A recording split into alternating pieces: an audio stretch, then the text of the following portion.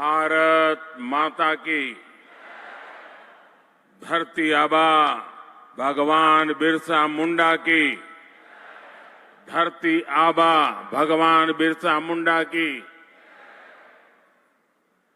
झारखंड के राज्यपाल सीपी राधाकृष्णन जी, मुख्यमंत्री श्रीमान हेमंत सोरेन जी, केंद्र सरकार के मेरे सहयोगी मंत्री अर्जुन मुंडा जी, अन्नपूर्णा देवी जी, हम सबके वरिष्ठ मार्गदर्शक श्रीमान करिया मुंडा जी, मेरे परम मित्र बाबूलाल मरांडी जी, अन्य महानुभाव और झारखंड के मेरे प्रिय परिवारजन, आप सभी को जोहार। आज का दिन सौभाग्य से भरा हुआ है। मैं कुछ देर पहले ही भगवान बिरसा मुंडा की जन्मस्थली उलीहातू से लौटा हूं। उनके परिजनों से भी बड़ी सुखद मुलाकात हुई है और उस पवित्र माटी को माथे पर चढ़ाने का एक परम सौभाग्य मुझे मिला है। मुझे भगवान बिरसा मुंडा मेमोरियल पार्क और फ्रीडम फाइटर म्यूजियम देखने का भी अवसर मिला है।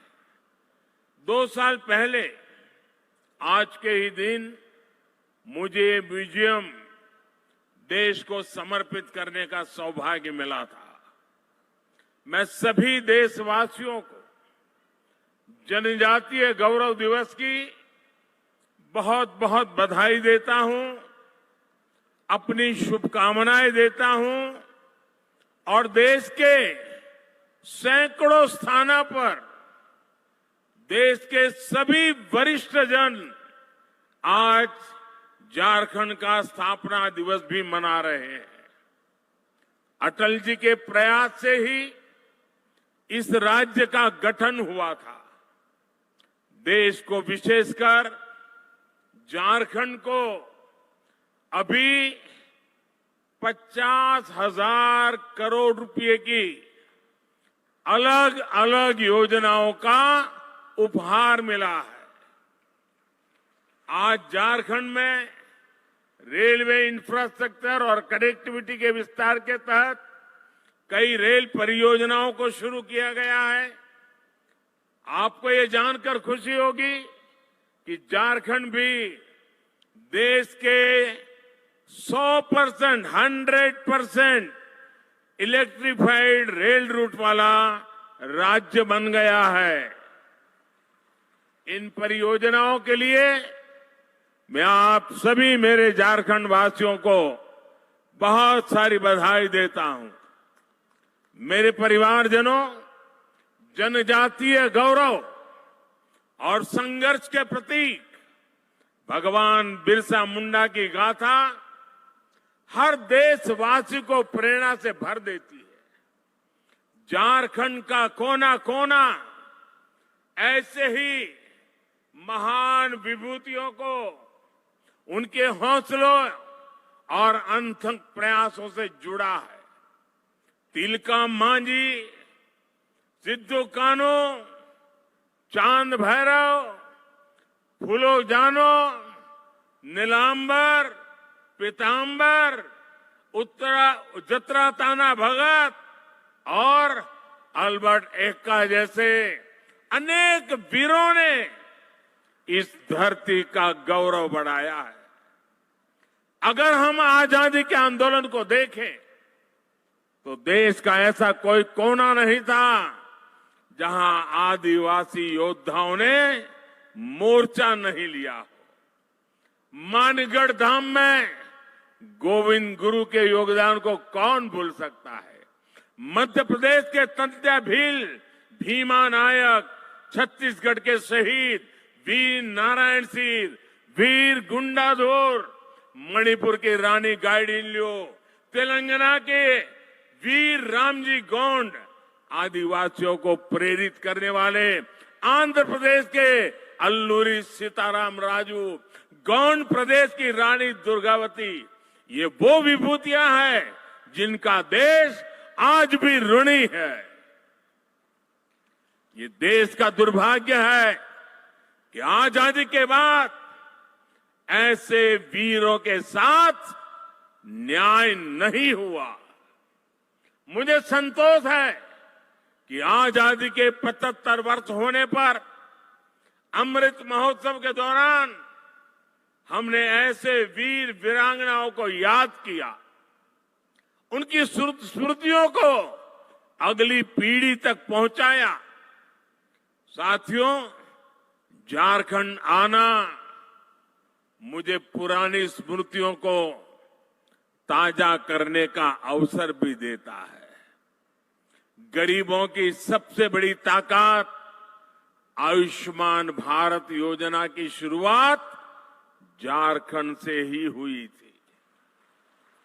कुछ ही साल पहले खूंटी में मैंने सोलर पावर से चलने वाले जिला न्यायालय का उद्घाटन किया था।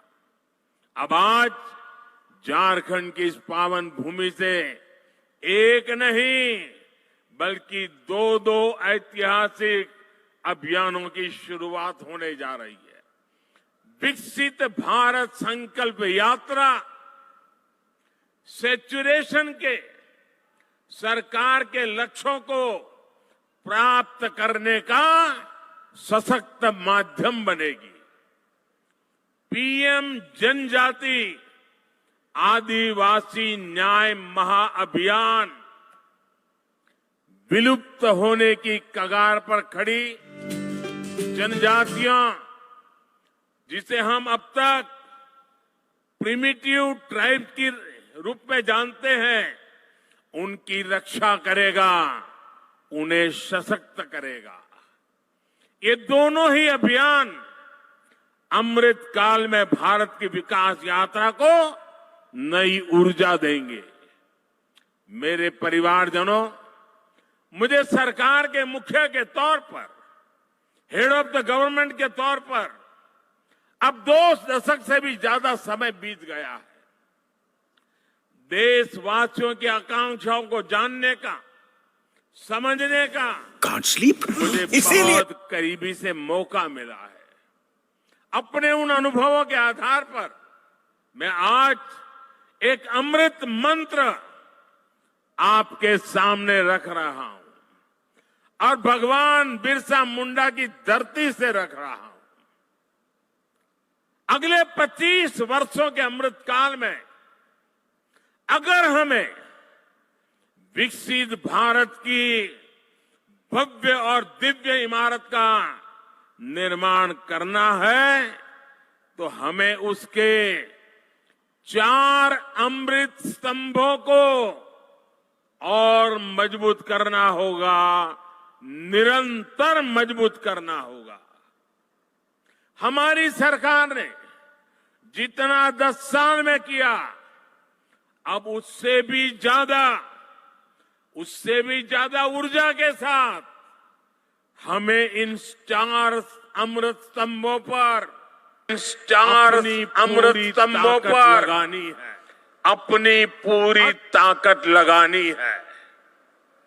और विकसित भारत के 4 अमृत स्तंभ मैं आपको बताना चाहता हूं।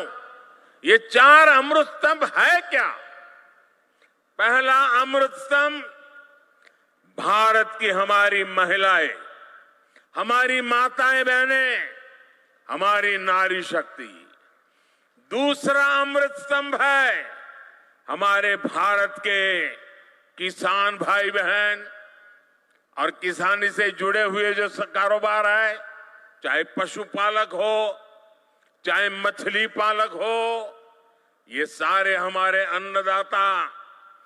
तीसरा अमृत स्तंभ भारत के नौजवान, हमारे देश की युवा शक्ति, जो आने वाले 25 साल में देश को नई ऊंचाई पर पहुंचाने वाली सबसे बड़ी शक्ति है। और चौथा अमृत स्तंभ भारत का मध्यम वर्ग, नियो मिडिल क्लास और भारत के मेरे गरीब भाई बहन, इन चार स्तंभों को हम जितना मजबूत करेंगे, विकसित भारत की इमारत भी उतनी ही ऊंची उठेगी।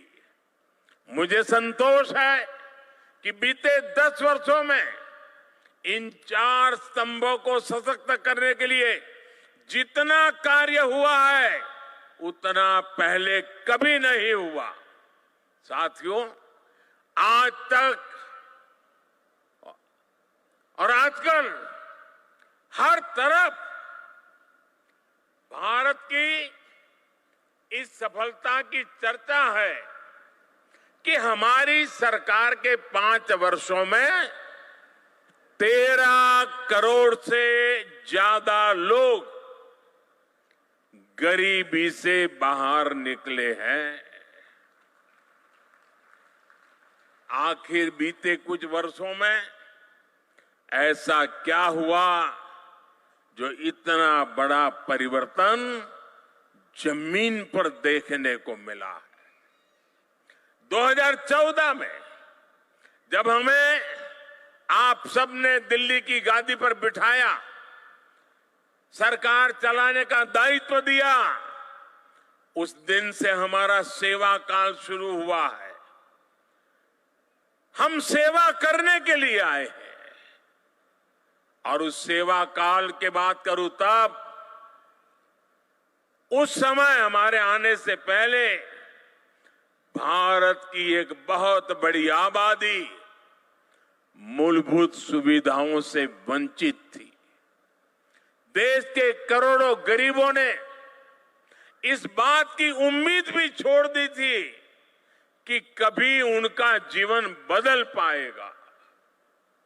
और सरकारों का रवैया भी ऐसा था कि वो खुद को जनता का माई बाप समझती थी। हमने माई बाप की भावना से नहीं बल्कि सेवक की भावना से आपके सेवक की तरह काम करना शुरू किया। जो वंचित थे हमने उन्हें वरीयता देना शुरू किया। जिन्हें सबसे दूर समझा जाता था, सरकार खुद चलकर उनके पास गई।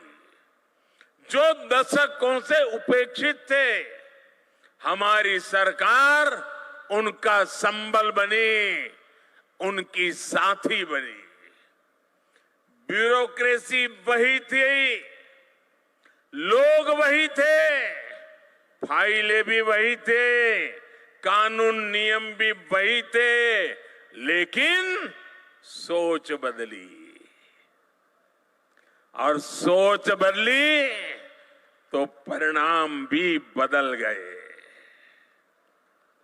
2014 से पहले देश के गांवों में स्वच्छता का दायरा 40% से भी कम था। आज हम 100% के लक्ष्य पर पहुंच रहे हैं। हमारी सरकार से पहले एलपीजी कनेक्शन सिर्फ 50-55% घरों में था। आज करीब करीब 100% घरों में महिलाओं को धुएं से मुक्ति मिल चुकी है। पहले देश के सिर्फ 55% बच्चों को ही जीवन रक्षक टीके लग पाते थे, आधे बच्चे रह जाते थे। आज लगभग 100% बच्चों का टीकाकरण हो पा रहा है। आजादी के बाद 7 दशकों में देश के सिर्फ 17%, 17%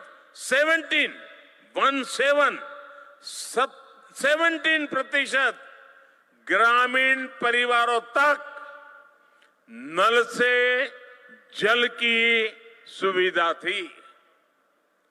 20% भी नहीं।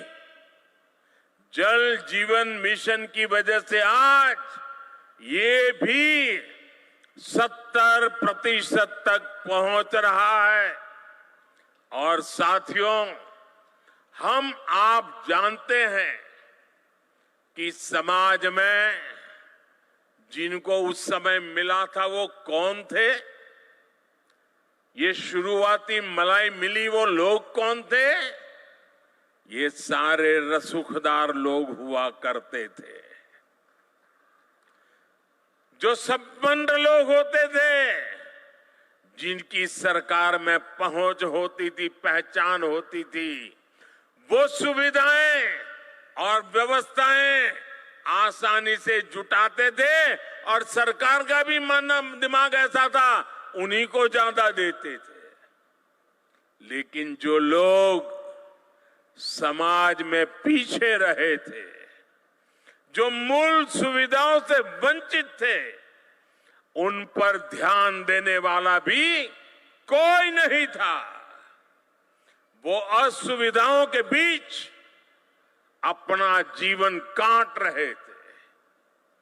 मोदी ने समाज के ऐसे वंचितों को अपनी प्राथमिकता बनाया, क्योंकि वो लोग हैं जिनके बीच में जिया हूं। मैंने कभी ऐसे परिवारों की रोटी खाई है। मैंने कभी समाज के आखिरी व्यक्ति का नमक खाया है। मैं आज भगवान बिरसा मुंडा की इस धरती पर वो कर्ज चुकाने आया हूं।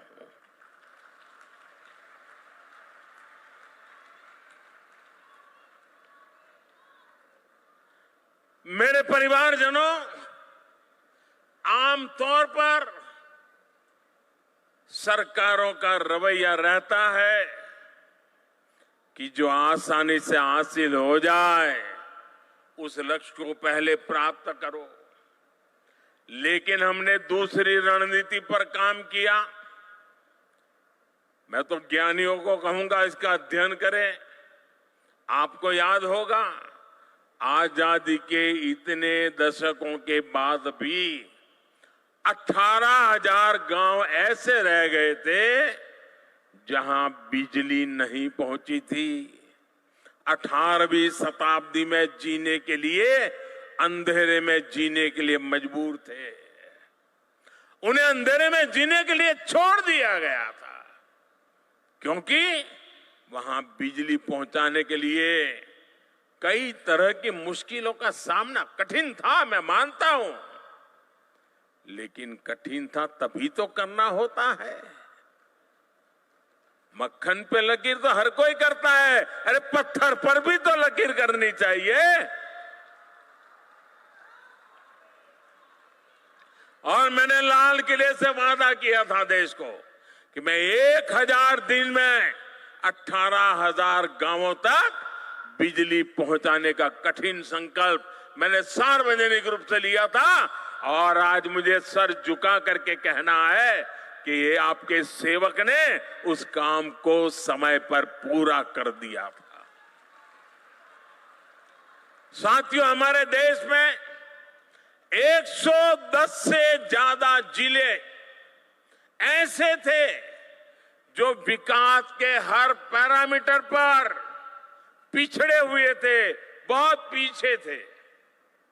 इन जिलों पर पुरानी सरकारों ने थप्पा लगा दिया, ये तो पिछड़े हैं। और पहले की सरकारें बस उसकी पहचान कर ली, ये बेकार है, पिछड़े हैं, आगे कुछ नहीं हो सकता है, और सरकार सोती रही। इन जिलों में शिक्षा, स्वास्थ्य सुविधाएं दशकों से दयनीय स्थिति में थी। और संयोग देखिए कि इन्हीं पिछड़े जिलों में देश की सबसे ज्यादा मेरे आदिवासी परिवारों की जनसंख्या रहती थी। जब अफसरों को पनिशमेंट पोस्टिंग करनी होती थी तो इन्हीं जिलों में भेज दिया जाता था। थका हुआ, हारा हुआ, नाकाम जो व्यक्ति है उसी को कहते जाओ यार तुम उधर रहो, तुम्हारा इधर काम नहीं है। अब वो जाके क्या करेगा? इन 110 से ज्यादा जिलों को अपने हाल पर छोड़कर भारत कभी विकसित नहीं हो सकता था।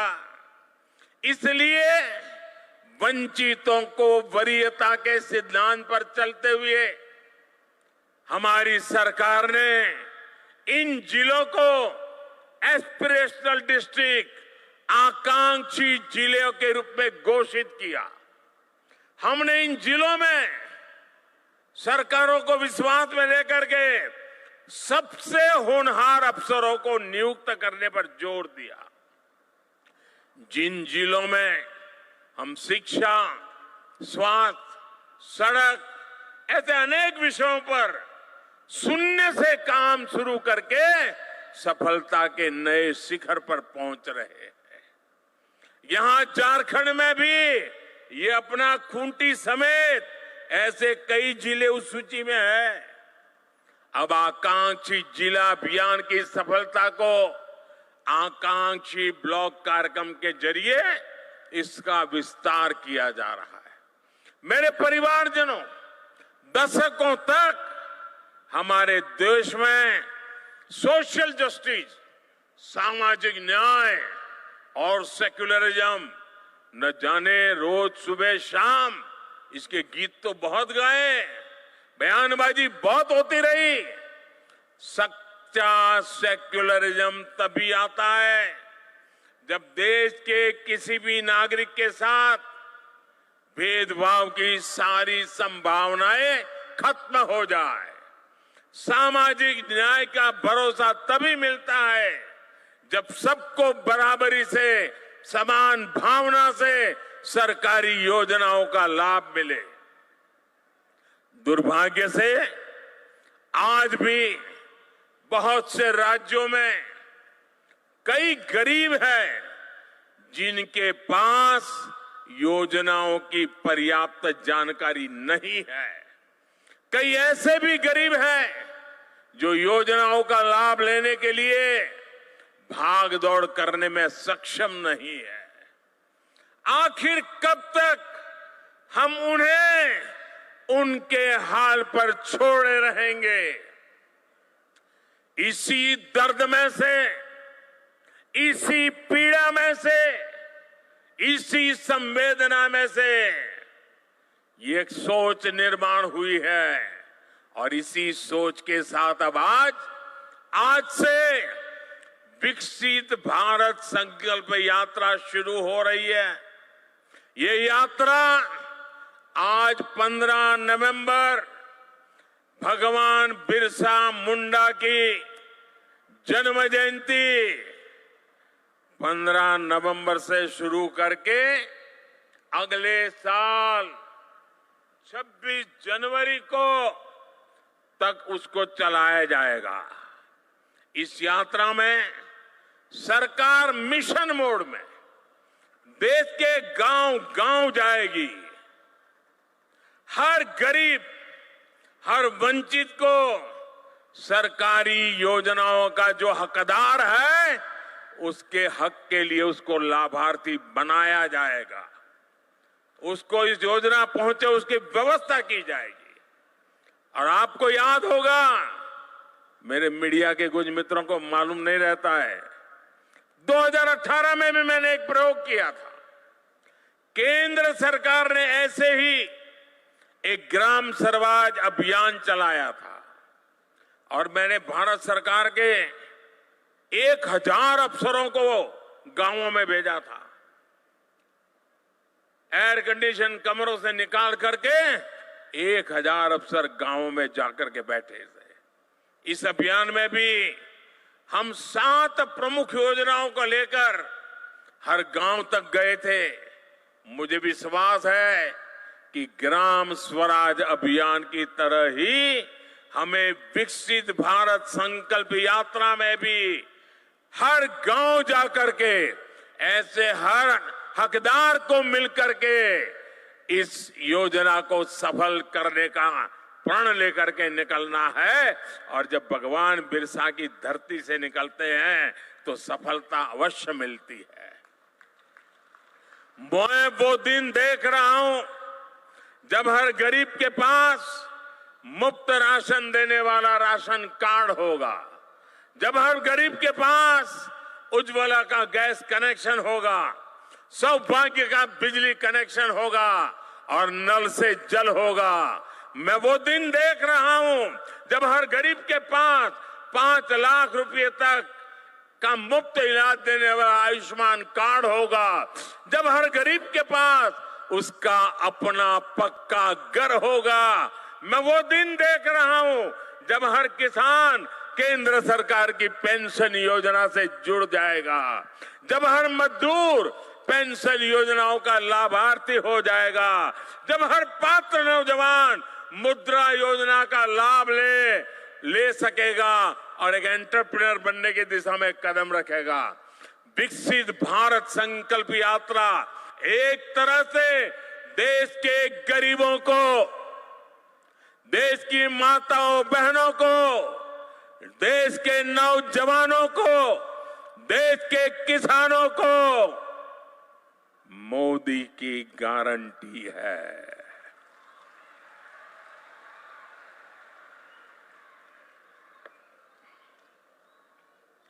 और जब मोदी की गारंटी होती है ना, तो आप जानते हैं वो गारंटी क्या होती है? मोदी की गारंटी यानी गारंटी पूरा होने की भी गारंटी।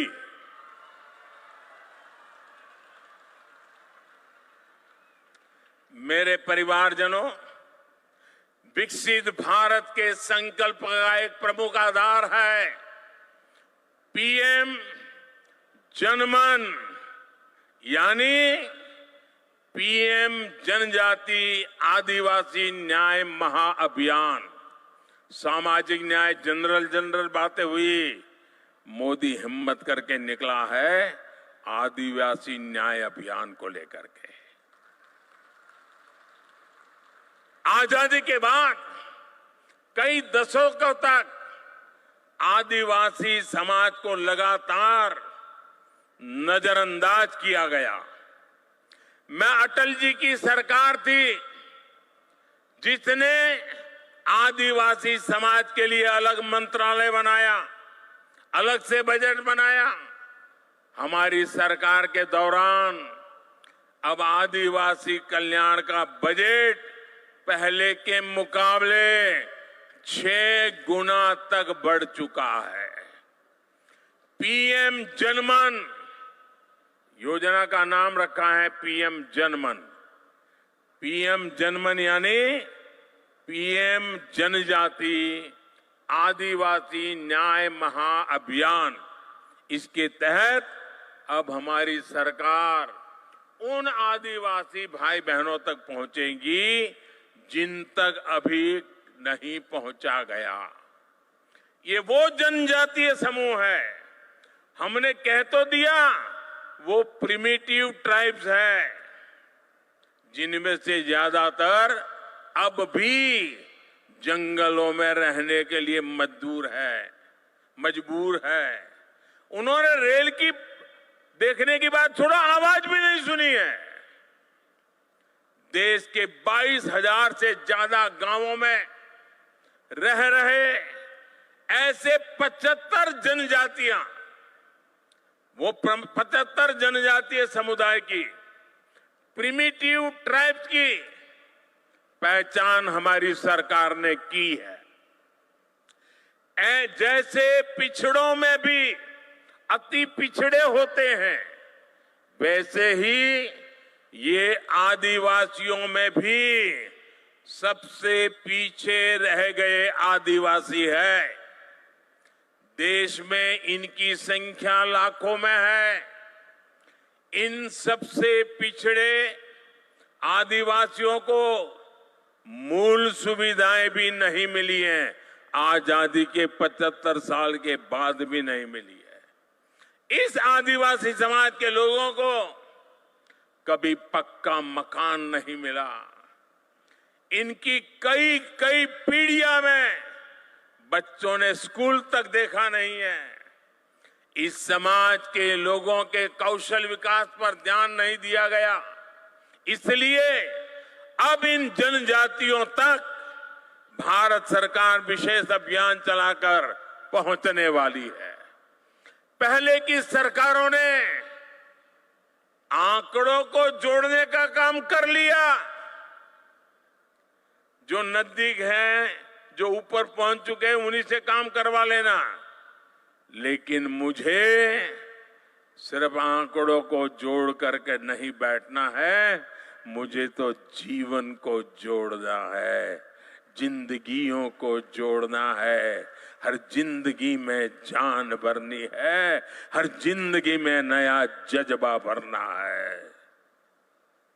इसी लक्ष्य के साथ आज पीएम जनजाति आदिवासी न्याय महाअभियान यानी पीएम जनमन, हम जनगण मन तो गाते हैं, आज मैं पीएम जनमन के साथ इस महाअभियान की शुरुआत हो रही है। इस महाअभियान पर भारत सरकार 24,000 करोड़ रुपए खर्च करने जा रही है।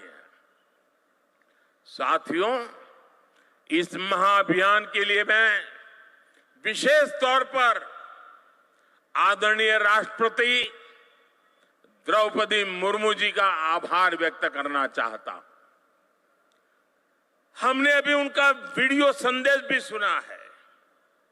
जब वो यहां झारखंड में राज्यपाल थी और उससे पहले जब ओडिशा में भी वो मंत्री के रूप में काम करती थी, सामाजिक कार्यकर्ता के रूप में काम करती थी, तो ऐसे आखिरी छोर पर रहने वाले आदिवासी समूहों को आगे लाने के लिए वो दिन रात प्रयास करती रहती थी। राष्ट्रपति बनने के बाद भी वो राष्ट्रपति भवन में ऐसे समूहों को सम्मान के साथ बुलाती रही, उनकी समस्याओं को समझ करके उसके उपाय की चर्चा करती रही। मुझे विश्वास है कि उन्होंने हमें जो मार्गदर्शन दिया है, उन्होंने हमें जो प्रेरणा दी है, उनकी इस प्रेरणा से हम ये पीएम जनमन, पीएम जनजाति आदिवासी न्याय, आदिवासी न्याय, आदिवासी न्याय महाअभियान में जरूर सफल होंगे। मेरे परिवारजनों, हमारी राष्ट्रपति Draupadi Murmu ji women lead development का भी प्रेरक प्रतीक है। बीते वर्षों में जिस तरह भारत ने पूरी दुनिया को नारी शक्ति के विकास का मार्ग दिखाया है, वह अभूतपूर्व है। ये वर्ष माताओं, बहनों, बेटियों की सुविधा, सुरक्षा, सम्मान, स्वास्थ्य और स्वरोजगार के रहे हैं। ये हमारे झारखंड की बेटियां खेलकूद में जो नाम कमा रही है ना, सीना चौड़ा हो जाता है।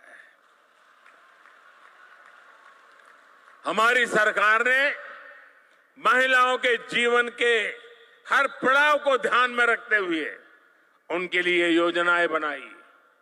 बेटी बचाओ बेटी पढ़ाओ से बेटियों की जनसंख्या बढ़ी है और स्कूलों में छात्राओं के नामांकन में भी वृद्धि हुई है। सरकारी स्कूलों में छात्राओं के लिए अलग शौचालय निर्माण से स्कूल छोड़ने की मजबूरी कम हुई है। पीएम आवास योजना के तहत करोड़ों घर मालकिन बहनें बनी है, बहनों के नाम रजिस्टर हुआ है, पहली बार उनके नाम पर कोई प्रॉपर्टी हुई है। सैनिक स्कूल, डिफेंस एकेडमी को बेटियों के एडमिशन के लिए पहली बार खोल दिया गया है।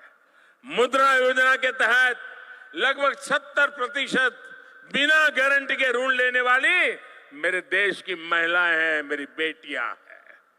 महिला स्वयं सहायता समूहों को भी आज सरकार से रिकॉर्ड आर्थिक मदद दी जा रही है। और लखपति दीदी अभियान, कुछ लोगों को मेरी बातें सुनकर के चक्कर आ जाते हैं। मेरा सपना है 2 करोड़ महिलाओं को लखपति दीदी बना के रहूंगा। 2 करोड़ महिलाओं को स्वयं समाज सहायता समूह चलाने वाली 2 करोड़ महिलाएं लखपति बन के रहने वाली है। देख लेना आप, कुछ महीने पहले ही हमारी सरकार ने विधानसभा और लोकसभा में महिलाओं को आरक्षण देने वाला नारी शक्ति बंधन अधिनियम भी अपनाया है। आज भाई दूज का पवित्र पर्व है। देश की सभी बहनों को उनका ये भाई गारंटी देता है कि बहनों के विकास में आने वाली हर रुकावट को ये आपका भाई ऐसे ही दूर करता रहेगा।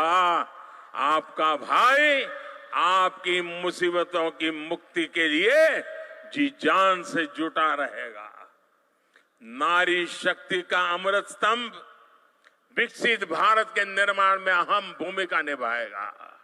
मेरे परिवारजनों, केंद्र सरकार विकसित भारत की यात्रा में हर व्यक्ति के सामर्थ्य का उपयोग करने के लिए प्रतिबद्ध है।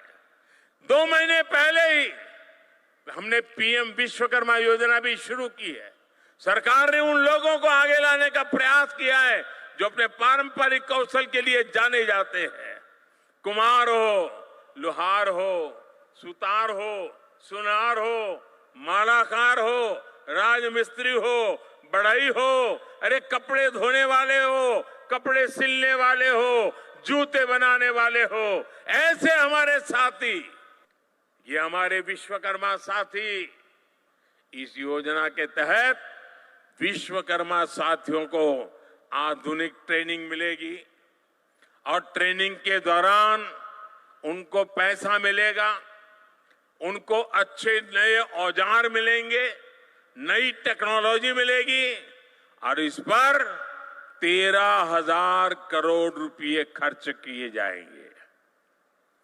मेरे परिवारजनों, आज देश के किसानों को पीएम किसान सम्मान निधि की 15वीं किस्त रिलीज की गई है।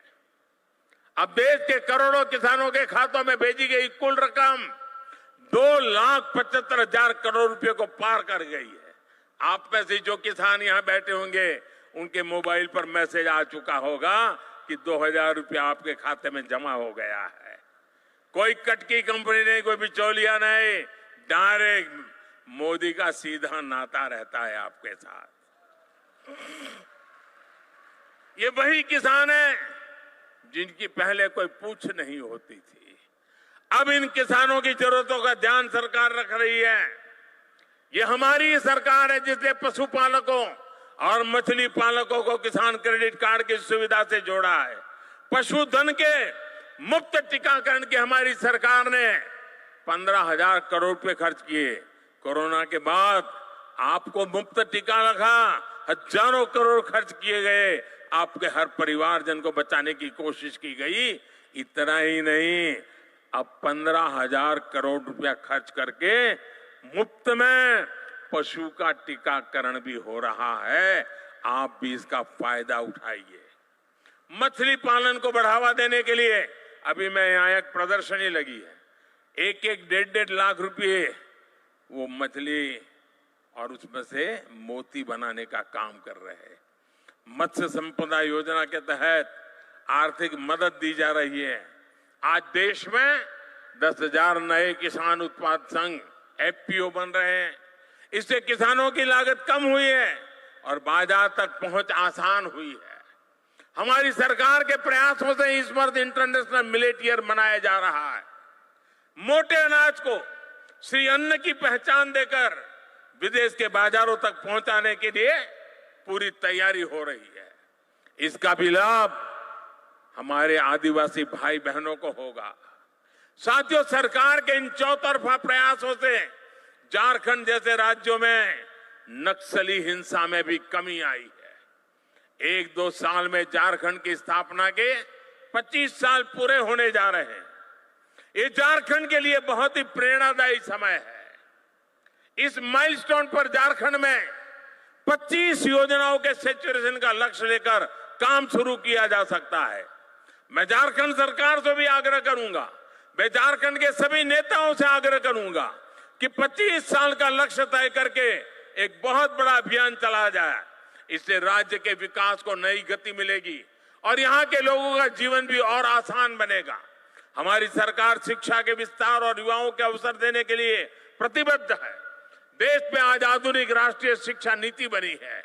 अब विद्यार्थियों को मातृभाषा में मेडिकल और इंजीनियरिंग की पढ़ाई का विकल्प मिल रहा है। बीते 9 वर्षों में पूरे देश में 300 से अधिक यूनिवर्सिटीज बनी है, 5,500 से अधिक नए कॉलेज बने हैं। डिजिटल निधि अभियान ने युवाओं को नए अवसर दिए हैं। गांव-गांव कॉमन सर्विस सेंटर्स में हजारों युवाओं को रोजगार मिला है। 1 लाख से अधिक स्टार्टअप के साथ दुनिया का तीसरा बड़ा इकोसिस्टम भारत में बना है। आज रांची में IIM कैंपस और IIT ISM, धनबाद में नए हॉस्टल का भी लोकार्पण हुआ है। साथियों, अमृत काल में 4 अमृत स्तंभ, हमारी नारी शक्ति, हमारी युवा शक्ति, हमारी कृषि शक्ति और हमारे गरीब और मध्यम वर्ग की सामर्थ्य शक्ति भारत को निश्चित ही नई ऊंचाई पर ले जाएंगे, विकसित भारत बनाएंगे। मैं इन परियोजनाओं के लिए, राष्ट्र निर्माण के इस अभियानों के लिए एक बार फिर आप सबको निमंत्रण भी देता हूं, आप सबको बधाई भी देता हूं।